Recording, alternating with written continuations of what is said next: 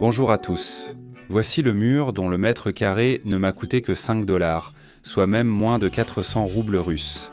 Et tous les murs reviendront à environ 200 $. En tout, 15 000 roubles. Que pensez-vous des murs de ce projet très économique ?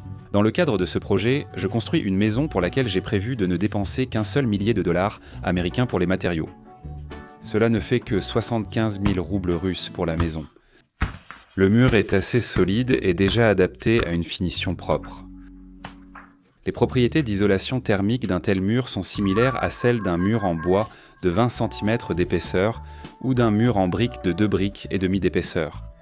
Mon mur fait à peine 4 cm d'épaisseur. Première expérience comme plâtrier.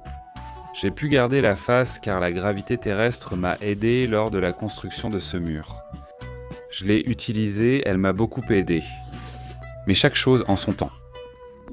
Récemment, j'ai remarqué que les algorithmes ne favorisent de plus mes vidéos, sûrement parce qu'ils jugent mes informations menaçantes pour les centres mondiaux de production de matériaux, le monde étant dominé par les affaires. Si beaucoup parviennent à construire à moindre coût, les entreprises bantant perdront de gros bénéfices. Comme nous, gens ordinaires, cherchons des méthodes économiques. Merci de soutenir ma chaîne en vous abonnant et en partageant cette vidéo sur les réseaux sociaux. Merci. Dans une vidéo précédente, j'ai nivelé la fondation et coulé un mur en partant de zéro avec un coffrage permanent en polystyrène expansé, qui isolera ensuite la fondation. Au lieu du gravier, j'ai utilisé autant que possible des briques cassées comme agrégat pour le béton et j'ai coulé la moitié. Pour la deuxième moitié, j'ai décidé de préparer du béton classique. Ciment, sable, gravier. Le ciment est le plus cher, mais il en a fallu 2,5 fois moins qu'avec la brique cassée. Le gravier reste cher, mais je l'ai eu en surplus sur place, donc moins coûteux. Le sable vient de la rivière voisine. Comme matériau pour l'isolation thermique des murs, j'ai décidé d'utiliser ces plaques en polystyrène extrudées d'une épaisseur de seulement 30 mm. Elles servent à être collées sous la base et à poser une couche armée dans l'isolation thermique de la façade. Les plaques sans sang sont rainurées pour mieux adhérer à la colle, mais des plaques lisses en fait peuvent aussi convenir après les avoir rendues rugueuses avec une brosse métallique. Je colle les plaques avec une mousse-colle polyuréthane.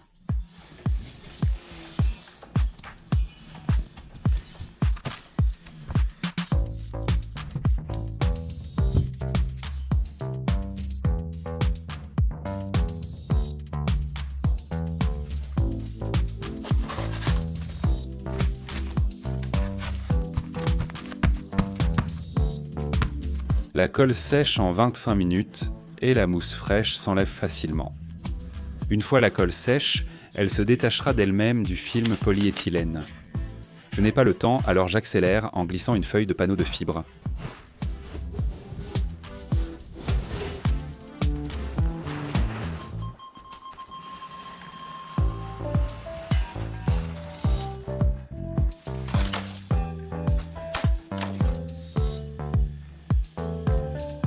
Grâce à ces murs, les concepts clés du projet sont maintenus.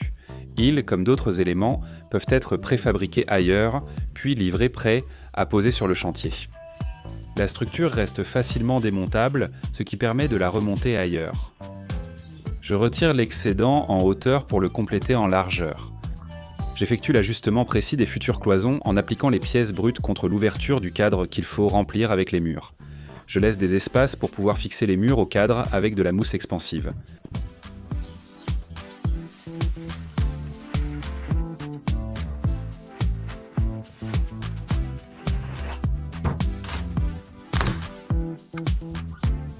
Je colle pareillement les pièces pour la prochaine ouverture.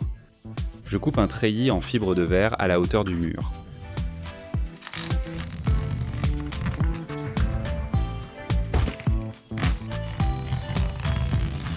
Puis j'appliquerai de la colle pour plaques en polystyrène.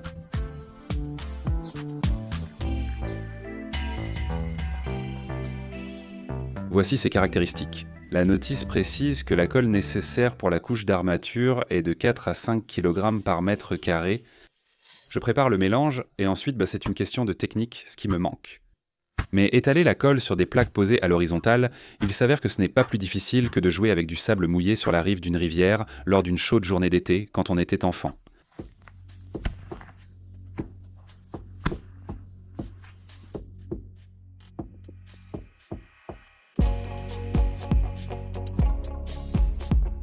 J'étale la colle, passe la taloche crantée, enfonce le treillis d'armature et lisse la surface.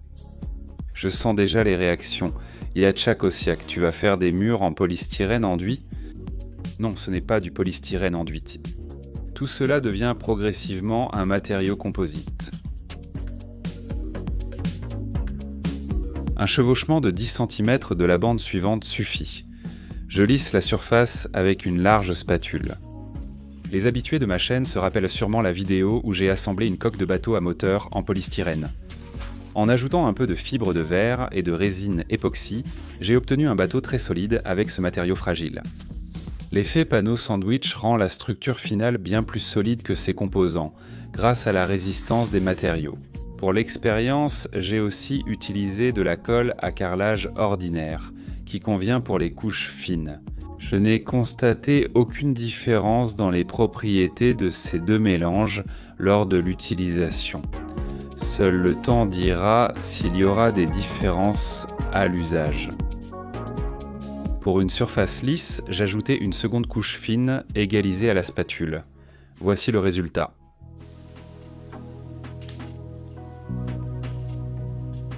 Après avoir attendu que la surface prenne un peu, nous avons retourné les murs.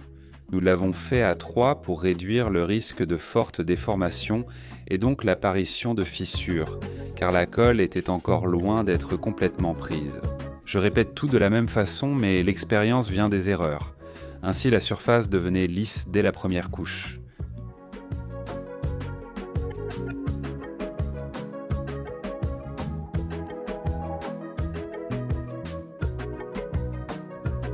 La fabrication du premier mur d'essai n'a pas été filmée. Si cela avait échoué, la vidéo n'aurait même pas existé. Je l'ai recouverte d'un mélange plâtre-ciment, moins cher que la colle, en une couche. J'ai ajouté la deuxième couche en position verticale. Sans expérience, je le souligne, c'est un plaisir. Pour nous, amateurs, il est plus facile de plâtrer à l'horizontale qu'à la verticale. J'ai fixé temporairement les murs en vissant ces morceaux de bois dans les ouvertures. Je colle l'étanchéité sur la fondation, pour laquelle j'utilise des chutes de bardeaux souples. Avant d'installer le mur, j'applique de la mousse colle dessus. Chaque mur mesure environ 4 mètres carrés et n'a nécessité qu'un sac et demi de colle de 25 kg, c'est-à-dire que le poids de 4 mètres carrés, en tenant compte du poids quasi nul du polystyrène expansé et du treillis, est seulement de 40 à 45 kg. Je voulais montrer clairement à quel point il est so facile de déplacer ces murs à l'endroit de l'installation.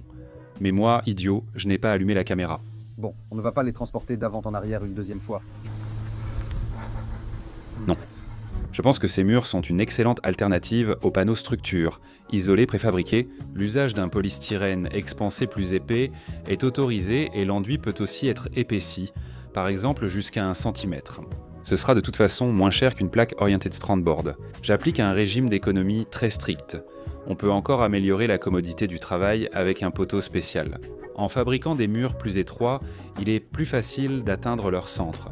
Dans mes prochaines vidéos, je vais m'exercer à poser murs, portes, fenêtres et portes coulissantes américaines. Et terminer complètement le montage des murs de ma maison. Excellent.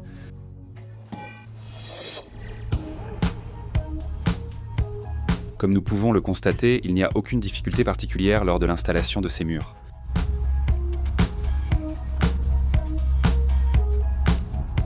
Lors de la construction de murs, par exemple en béton cellulaire ou en briques, rien que le coût du travail d'un plâtrier engagé pour les niveler sera plus élevé que le coût de revient de mes murs. Même un amateur peut facilement fabriquer ces murs déjà enduits. Bientôt les plâtriers seront au chômage. Je fixe temporairement avec des tasseaux. Récemment, les prix des matériaux de construction, notamment du bois et du fer, ont fortement augmenté, rendant certains matériaux inabordables. À droite, le mur est en colle, à gauche en ciment enduit.